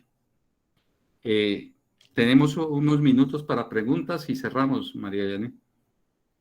Bueno, amigos, vamos entonces a darle la palabra a María Aide Hernández. María Aide. Buenas noches, muchas gracias. María Aide. ¿Me escuchan? Perfecto. Bueno, tengo dos inquietudes. Mira que una vez se escucha el tema y yo no le he prestado mucha atención, o sea que todas las empresas, todas las sociedades, es obligatorio hacer este registro único de beneficiario final, así sea que los accionistas tengan menos del 5%. Dice que después del 5%. Ah, pero si los accionistas tienen menos del 5%, no estaría obligado. No estaría obligada, pero yo le digo, es a partir del 5%. O sea, que Bueno. hay que dividir para no reportar. Bueno, Ah, perdón, Rodrigo, otra cosita. Yo no entiendo por qué las ESAL tendrían que entrar a hacer ese reporte si las ESAL dicen que no tiene, los asociados no son dueños de lo que hay allí. Es una de las normas para estar dentro del régimen de entidades sin ánimo de lucro. Entonces, si los asociados no son dueños del patrimonio, ¿por qué tenían que hacer un registro único de beneficiario final? pues yo creo que no es que no sean dueños del patrimonio, los asociados sí son dueños del patrimonio, lo que pasa es que los asociados pueden retirarse en cualquier momento y le reintegran el valor de los aportes con una, bueno, si hay rentabilidades con esa No, rentabilidad. perdón, Rodrigo, no, la GESAL no. La GESAL, es más, en los estatutos debe figurar que No, al momento de retirarse, no, no, no. o sea, la plata que dieron se perdió. Sí, No, haga no. cuenta que yo aporté y se perdió. Entonces, no hay beneficiario final en una GESAL. No, ya estamos hablando de fundaciones, corporaciones y asociaciones. Asociaciones, exacto. Ah, allí es O sea, peor. ellos no reparten, o sea, la plata se retiró y se fue sin un peso. Que si hubo utilidades, se reinvierte en el mismo negocio, la misma sal, pero no se reparten entre los asociados. Entonces allí no hay beneficiario final. Pero esos asociados o esas formas patrimoniales, quienes invirtieron la plata no lo hicieron gratis, lo hicieron porque tienen un beneficio. No por eso, porque es que se supone que la sal debe tener un objetivo que es, por ejemplo, yo conozco el caso de asociaciones de pensionados, entonces ellos qué hacen por estar luchando, investigando y mirando a ver cómo sacar adelante todos los procesos que tengan los pensionados ante la UGPP o ante el FOPED o algo así, ¿sí? Pero entonces allí ya que cuando el pensionado dice, no, yo no voy a seguir más aportando mi cuota de sostenimiento mensual a esta asociación, pues se retira y chao, chao, no lleva un peso, no se lleva nada. Es más, cuando la SAL se disuelve y se liquida, lo que tenga se le entrega a otra entidad sin ánimo de lucro. No, yo estoy de acuerdo contigo, pero no estoy de acuerdo es que no se permita el lavado de activos a través de de esta forma asociativa. Claro, de hecho, todo político bueno y todos los que hayan trabajado con políticos tienen su fundación o asociación. Entonces, ¿por qué? Porque permite el manejo y el flujo de efectivo muy fácilmente y al final, sí, no hay un beneficiario final, sino otra entidad del mismo talante, o sea, sin ánimo de lucro. Pero la norma le está diciendo a todas las personas jurídicas y eso es una persona jurídica que tiene un régimen especial. Sí, pero entonces, según eso, si todos los asociados, ninguno tiene más del 5%, no. ¿sí? No. Entonces, yo no tendría que hacer registro único beneficiario final para el SAL. No, así dice porque son para aquellos del más del 5%. Muchas gracias, Rodrigo. Bueno, otra pregunta. Luz Daria Rivelo. Luz Dari. Bueno, gracias María Yael. Pues la pregunta mía está enfocada en el mismo sentido que la colega anterior, pues con respecto a que la GESAL, las fundaciones sobre todo, que dice la norma pues que es un capital que no tiene ni siquiera a nombre de personas naturales su capital, y que reinvierten todo tipo de excedentes que tienen cuando tienen, porque la verdad es que la mayoría del tiempo es pérdida. Entonces, colocar a esas personas que aparecen como junta directiva, como fundadores, los que no se han muerto, en beneficiarios finales que realmente no tienen ningún beneficio, ¿eso sí sería correcto? Pues hasta ahora no he aclarado esa duda y dice las personas jurídicas. Y eso es una persona jurídica. Allí no dijo las personas jurídicas que tengan régimen especial no harán parte de este registro. No lo dijo la norma. Ni lo dice el estatuto tributario y menos lo dice la resolución. ¿No? Entonces, yo le diría que sí, para evitar situaciones. Mientras mantengan ese concepto de ¿cómo se asociado fundador, asociado no sé qué, asociado no sé cuándo, y eso se mantenga a fin de evitar cualquier situación. Y si de aquí a antes del vencimiento no hay otra resolución que modifique o aclare el término o haya un concepto de la propia DIAN en función a esto, ¿por qué? Porque es lo que se trata es de poner al frente, lo que requiere el registro es poner al frente los verdaderos que toman las decisiones de esos negocios. Y los asociados de alguna manera toman las decisiones en sus asambleas o formas de gobierno, de cogobierno, permiten tener las decisiones administrativas y financieras en función de esa personería jurídica.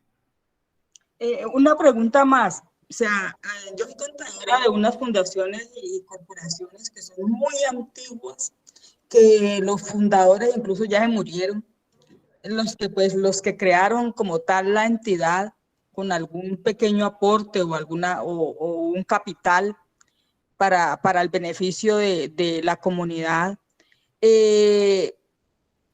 ¿Cómo se haría un reporte de una junta directiva que ahora está sosteniendo esa pero pues ellos no han aportado nada? O sea, la junta directiva como tal no es que haya aportado un capital, como por decir. Entonces, ¿qué capital se registra? ¿Qué capital se le coloca? Porque hablan de un 5% en adelante.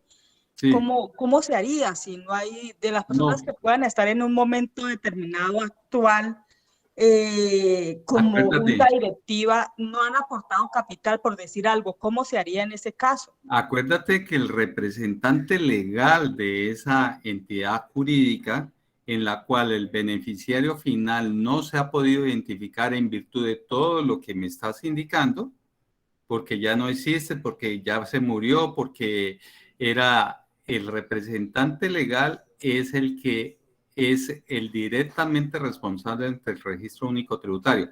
De hecho, entonces, ¿quién es el beneficiario final? El representante legal. ¿Cuál es la defensa para decir que él simplemente se puso porque no había la debida diligencia? Debe tener todo el informe de la debida diligencia en el cual se establezca que los que conformaron esa fundación o asociación ya no existen en virtud de que los comió la tierra. Sí. Y entonces él queda como beneficiario final sin él ser, pero pues ese es el propósito de esto. Identifíqueme, si no es capaz de identificarlo, coloque el representante legal. Pero ¿aquí no se coloque un valor? Me coloque un valor, porque, o sea, y si se coloca la junta directiva, ¿qué valor se le coloca? No, la junta directiva, pues no creería yo, y allí hay unos temas que todavía no sabría decirte, porque habría que ver un poquito la estructura de los formatos, a ver qué es lo que dicen los formatos exactamente en sus campos. Entonces uno a veces se orienta mucho con el formato y yo no, esa información sí no la examiné bien, pero habría que ver el formato, porque estoy seguro que el formato va a decir si su junta directiva, pero no es dueña de nada, porque no puedo decir en una junta directiva de 5 que cada uno tiene un porcentaje del 20%. No lo tiene. No lo tiene. Entonces el beneficiario final debe ser el representante legal basado vuelvo a decirte, en la debida diligencia. Doctor, entonces en conclusión aquí, y ahora sacando esa conclusión, si en una cooperativa hay un fondo de empleados, ningún asociado tiene el 5% o más en el patrimonio, entonces la cooperativa, el fondo de empleados, no estaría obligada a diligenciar el RUC. ¿Es así? Yo no creería que no estaría el representante legal debe hacer la debida diligencia, a soportar esa debida diligencia, porque le dice que al final el representante legal, pues si no es dueño de más del 5% de nadie, pues yo creería que ninguno, porque allí sí ninguno debería reportarse, pero normalmente hay gente que concentra más del 5% de los aportes. No, para el caso de las cooperativas que yo asesoro, ni fondos de empleados, ningún asociado tiene más del 5%. Sí, también hay una... Ni el representante legal que es asociado tampoco, porque ningún asociado. Entonces, en ese Pero caso, fíjate que lo importante es que hagan la debida diligencia y no, pero la documenten. debida diligencia sí está en los formatos con el anexo 6 de la Supersolidaria y todo Claro, eso. claro. Y tiene su SARLA y todo, tiene los soportes, hay un oficial de cumplimiento y tiene todo, implementación del SARLA, se reporta a la UIA, se reporta a la Super, la revisoría fiscal. Entonces, en ese caso, allí lo que me salta la duda, que si ninguno supera el 5%, ni el representante legal, ni ningún asociado, pues en ese caso me asalta duda, hay que diligenciarlo. Yo no creería que haya que, porque la norma establece mayor al 5. Okay. Mayor al 5 dice. O sea, Sí, yo de hecho lo doy por descartado. Si alguien tiene el 99 y el 1% lo tiene otra persona, pues únicamente debería hacerse sobre el 99, no sobre el 1. Bueno, doctor, gracias. Y doctor, y también teniendo en cuenta de que cuando se hizo la permanencia y la calificación de las entidades sin ánimo de lucro para el régimen tributario especial, la DIAN exigió la información de las juntas directivas de los fundadores y de las juntas directivas de la GESAL. Ellos pues ya tienen esa información, así sea vieja, pues de gente que ya no está, pero eso tiene la información de los fundadores y también de las juntas directivas, porque ellos piden también pues certificados de cámara y cosas por el estilo. María Janet, sería bueno pedirle a la jurídica de la DIAN aclarar un poco el tema de las CESAL. Verdaderamente, es que en el RUT debe aparecer quiénes son los representantes legales en el RUT, R-U-T, y los miembros de junta, en cualquiera, no solamente de la CESAL, sino también de las personas jurídicas. El problema de esto es de aquellas verdaderamente que ninguno es dueño de nada. Y pues aquí me parece a mí que debería ser el representante legal el que se pare y diga, yo soy el que respondo aquí por esto y hago estas actividades. Pero verdaderamente les puedo decir, no estoy del 100% seguro y no les puedo decir, así debe ser. Yo supongo que así debería ser, pero a mi juicio, ahí dijo las personas naturales, las personas jurídicas. Identifíqueme el beneficiario final. No dijo, no excluyó. La norma no excluye a ninguno. Sí, entonces tengo esa duda que es válida en el caso que me están preguntando y sería bueno consultar de este tema es mucho las inquietudes que hay y van a seguir saliendo. Perdón, doctor, qué pena, María Janet. El numeral segundo del artículo 631-5 dice, persona natural que actuando individual o conjuntamente ejerza control sobre la personería jurídica. En el caso de la CESAL ya no miraríamos los términos de patrimonio porque obviamente pues no se debe mirar, pero sí mirar quién ejerce control sobre esa persona jurídica. Es correcto lo que les estaba diciendo yo, que es que ella toma decisiones. Estoy hablando del representante legal. Toma decisiones económicas. Al tomar decisiones económicas, es él que se vuelve responsable. Independientemente de que al final no sea dueño de nada. Pero debe estar soportada en la debida diligencia. Yo no soy dueño de nada, pero soy responsable. Es lo que... ¿Responsable de qué? El 100%. Sí, ¿me entiendes? Porque es que allí no hay, y viene el tema de los fondos de empleados. Nadie es dueño de más del 5%. Hay que hacer debida diligencia y registrar el RUT. A mí me parece que no. ¿Por qué? Porque nadie es dueño de más del 5%. O sea, hay una distribución atomizada de la propiedad de ese fondo de empleados. Y fuera de eso, la entidad antes de registrarlo como empleado, pues ve como asociado ha hecho la debida diligencia de acuerdo a las exigencias de la super solidaria.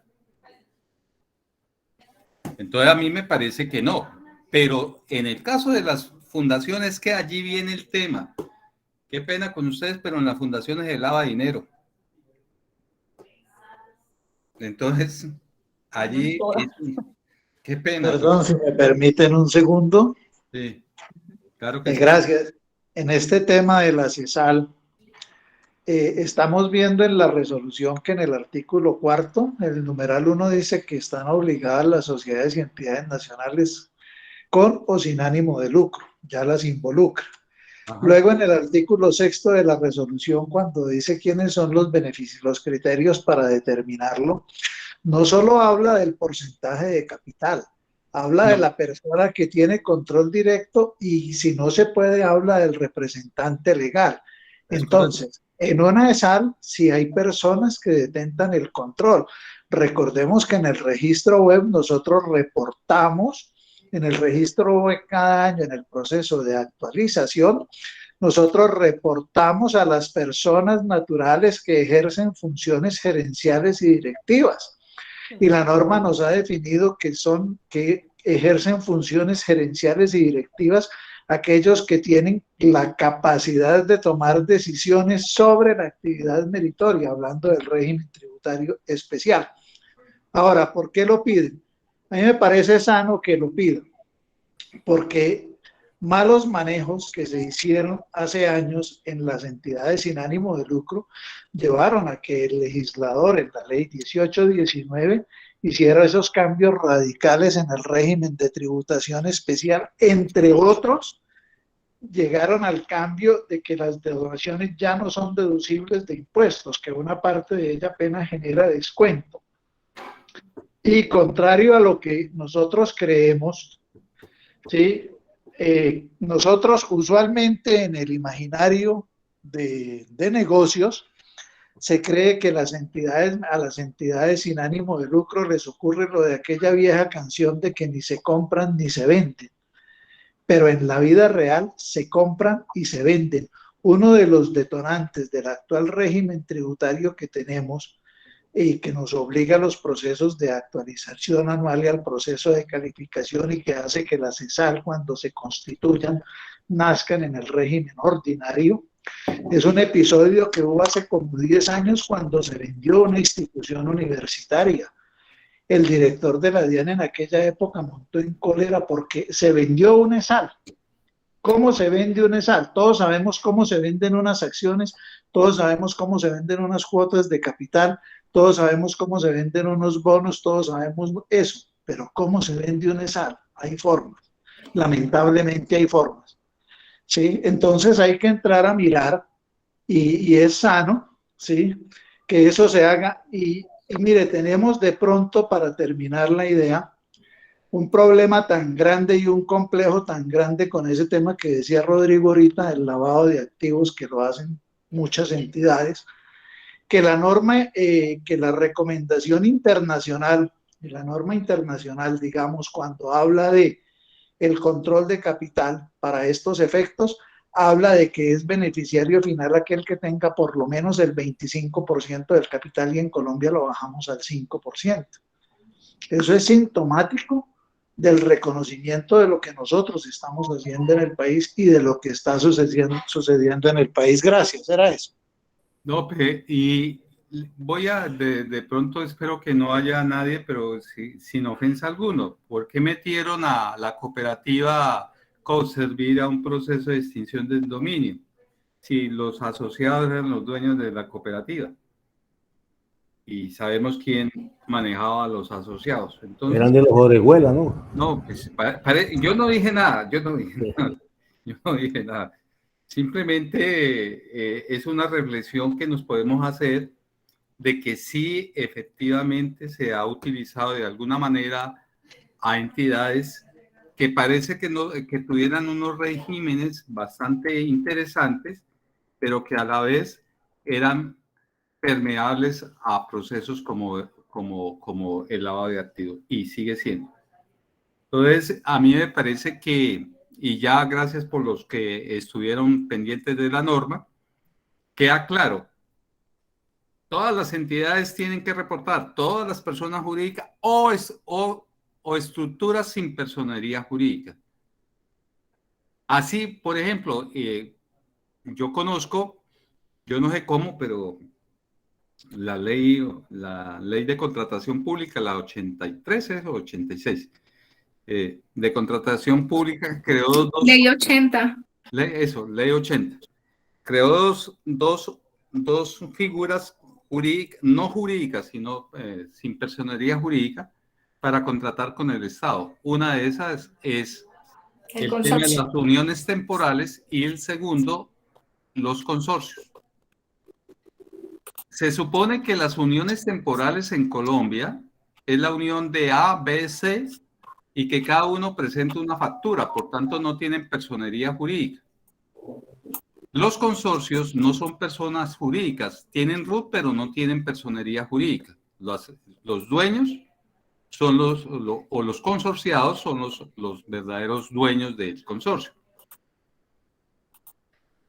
Y lo que está diciendo aquí es eso, así tenga RUT, por favor, me van a decir quiénes son los beneficiarios finales de ese consorcio. Y fíjese que no tiene personería jurídica. Entonces es bastante importante de que tengamos siempre presente de que tenemos que hacer la debida diligencia. Uno, saber quiénes son los dueños. Ahora, el tema es, insisto mucho porque es que a veces la figura no importa mucho y es lo que dice el Gafi. La figura jurídica no importa mucho. Es qué es lo que detrás de esa persona natural que tiene un poder sobre una estructura jurídica o no jurídica, a quién es que le entrega el beneficio. Eso es lo que se estaba buscando.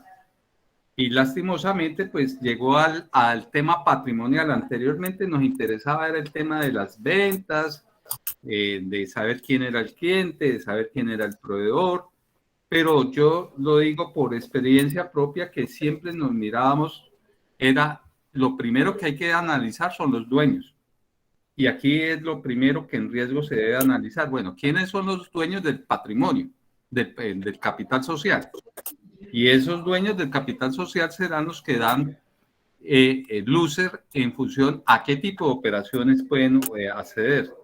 Porque pues acuérdese que verdaderamente hay unas cosas que se montan muy raras en Colombia para poder hacer cometidos ilícitos. Entonces yo creo que allí está la situación. Creo que ya está todo claro. No importa. Bueno, pues démosle la palabra a Lucía que está haciendo filita o pues... No sé. Ay, no, se me quedó la mano levantada. Ah, bueno, listo. Entonces a Fátima. Fátima. Bueno, Donaldo. Hola, Janet. Hola, Donaldo, doctor. ¿listo? Sí. Lo escuchamos. Gracias. La norma no especifica quién es el responsable de entregar el informe. Representante legal, contador, revisor, ¿quién debe hacer el No, es la administración. Allí en el revisor fiscal, y por eso le digo, los contadores nos estamos involucrando de una manera que no nos corresponde, porque esto debería ser,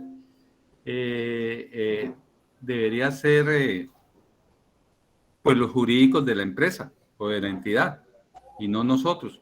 De hecho, en el caso, por ejemplo, nosotros tenemos unas personas jurídicas del exterior, que a su vez, por ejemplo, en el caso mío, exactamente, una empresa de Brasil es dueña del 100% de dos empresas en Colombia. Esa empresa de Brasil cotiza en bolsa, pero esa empresa de Brasil, los dueños de esa empresa en Brasil son otros cotizantes en bolsa en Japón. La pregunta es, ¿será fácil saber cuál es el beneficiario final? No lo vamos a saber. ¿Qué debe decir el abogado? Señor representante legal de Colombia, hágase responsable de esa inversión. O señor abogado apoderado del inversionista extranjero, hágase responsable de ese registro en el registro único de acuerdo a ese par de formatos. Yo vuelvo a decir, no he estudiado bien el par de formatos, pero debe haber una información que conduzca a que se deje la evidencia de esa situación. Gracias, doctor. Y lo otro es, digamos, en la calidad que uno como representante legal se escribe allí, pero como uno, hay empresas donde uno tiene una relación muy cercana a los dueños y los conoce, inclusive a su familia, pero hay otras empresas donde no. ¿Qué ocurre si uno reporta a una persona y después resulta que esto era de un personaje de ingresos no muy claro? Debida diligencia.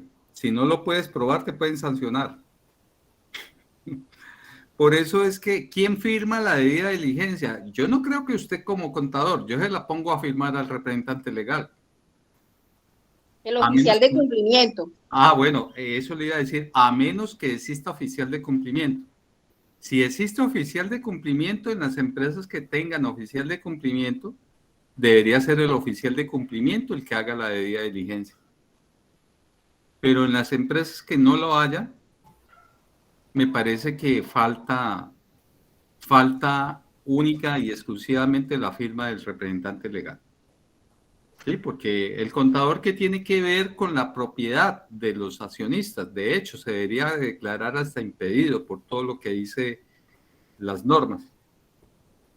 Pero bueno, allí le dejo esa inquietud. No estamos, eso debe estar firmado. La debida diligencia siempre está firmada por un conjunto de personas o por una persona. Y la debida diligencia nos da un informe, o sea, no es llenar allí los papelitos, es decir, yo, Rodrigo García, hice este estudio, consulté con esto, no hubo estos antecedentes, no hubo esto, estoy seguro, firmó cordialmente tal fecha, y allí adjunto los soportes. Entonces, esa debida diligencia es la que puede salvar o condenar a una empresa, porque acuerde que es debida diligencia extendida, y cuando hablo extendida es más allá, y tengo que llegar hasta los segundos grados de consanguinidad en el caso en que se pueda requerir. Luis Antonio Hernández. Mariana, muy buenas noches, doctor Rodrigo, y a todos los asistentes. Bueno, camino hacia mi casa, venía yo haciéndome 3 preguntas, pero veo que muy diligentemente han podido ser absueltas en el transcurso de la charla. Lo primero, quién administraba el RUB y cuál era la entidad de vigilancia y control. Bueno, ya la logramos absolver, y una puntualidad bastante interesante a partir de ese artículo 631-5 del Estatuto Tributario. Las 2 inquietudes que me asisten en este momento, y mil disculpas si de pronto esto ya se habría tocado, ¿qué incidencia tiene al interior de un ESAL ¿en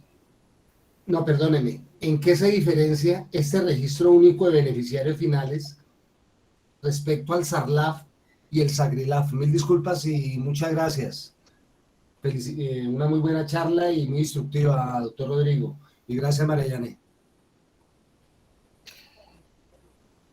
Pues gracias, pero ¿en qué se diferencia? Es que, vuelvo a decirte, en el SAGRILAT y en el SARLAT yo busco la contraparte.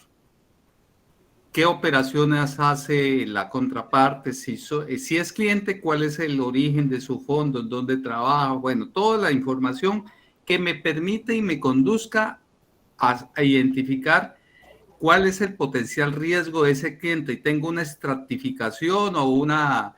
Sí, vamos a decir que estratifiqué, eso no se llama estratificación, sino que segmenté, exactamente, segmenté a ese cliente, y entonces ese cliente, por ejemplo, ese cliente ya no es de comercio al por menor, sino es de comercio al por mayor. ¿Cuál tendrá más riesgo? Pues en los clientes que tienen comercio al por menor tienen más riesgo, hay más riesgos que los de comercio o sea, al por mayor podría ser menos, y los de menor podría ser más. ¿Qué es lo que yo trato de decirles a ustedes? En la segmentación yo puedo establecer cuál es el nivel, el apetito de riesgo, más que el nivel, cuál es el apetito de riesgo que tiene la empresa. Cuando digo cuál es el apetito de riesgo, es hasta dónde la empresa puede llegar a estar sumergida en riesgos que no le vayan a causar mayores inconvenientes. Y es lo mismo que puede pasar en esta situación del registro. Entonces, el SARLAT, SAGRILAT se aplica primero, y es lo que hemos venido hablando, primero a los stakeholders con los que actúo. ¿Y cuáles son los primeros? Los empleados y los accionistas, siendo primero los accionistas. O sea, yo debería haber hecho la debida diligencia como oficial de cumplimiento hacia los accionistas y hacia todos los empleados. Por eso ese tema de la gente que está retirada de la guerrilla, que se acogió al proceso, no es que no pueda trabajar, sino que ese SAGRILAT tiene que tener toda esa información de cuál fue ese proceso que esa persona vivió para poder estar libre en la sociedad y pueda vincularse socialmente a una actividad productiva. Pero las multinacionales dijeron, no estamos como muy dispuestos a hacerlo, y muchas de ellas tienen políticas restrictivas a ese tema. Yo no puedo, los gringos no han aceptado todavía ninguno, y que me digan a mí cuál es la empresa gringa que haya aceptado algún desmovilizado. Hasta ahora no. ¿Por qué? Porque tienen porque cuando hacen el SARLAT lo pasan por las listas restrictivas, y si aparece ese fulano allí, no lo contratan. Así sea el mejor, no lo van a contratar. No sé si le respondí, por lo que es más loco. Muy asertivo, doctor Rodrigo, muchas gracias. Muy formal. Bueno, mi doc, no siendo... Bueno, muchas gracias. Como usted lo habíamos conversado, pues sí, habían más preguntas que, como le digo yo, más tiempo en las preguntas y en la disertación del tema que en la misma exposición. Quedan muchas preguntas ahí, el tiempo se nos agota. Por favor, si de pronto lo volvemos a requerir, aquí lo esperamos con los brazos abiertos. Muchas bueno, gracias, a ustedes muy amables. Muy amables por escucharme, por escucharnos, que es muy importante esto, porque la gente creía verdaderamente. Yo cuando salió la resolución también solamente pensaba en escasamente las personas jurídicas, cuando dentro de las sociedades los accionistas eran personas jurídicas, y no es así. Son las personas jurídicas que deben estudiar quiénes son los beneficiarios finales de sus patrimonios. Independientemente si son personas jurídicas, vayan y verifiquen quién es el beneficiario final de esas personas jurídicas. Y si es personas naturales, verifiquen si esa persona natural es el verdadero beneficiario final de esa inversión. Esa es la tarea que tenemos que hacer. ¿Sí? Y tenemos que hacer la debida diligencia allí para poderlo hacer. Bueno, muy amable, muchas gracias y nos vemos pronto. Con María Yané estamos tratando de hacer un tema, y les ruego que le escriban a ella un tema de temas cortos, así como estos, entonces para que le escriban cuáles son sus inquietudes y poderlas trabajar en un día como hoy, como los miércoles, y le hacemos, ¿vale? Muchas gracias. Hay muchos temas de importancia y que debemos trabajarlos a fondo y al detalle. Esa es la idea.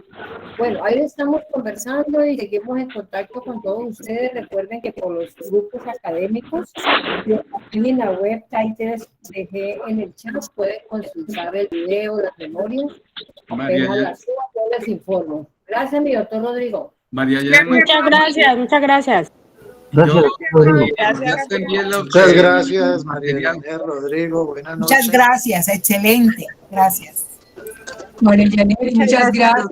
Excelente charla. Gracias a todos. Hasta mañana. Chao, chao.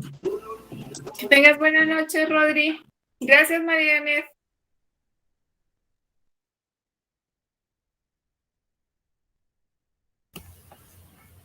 Muchas gracias por excelente presentación.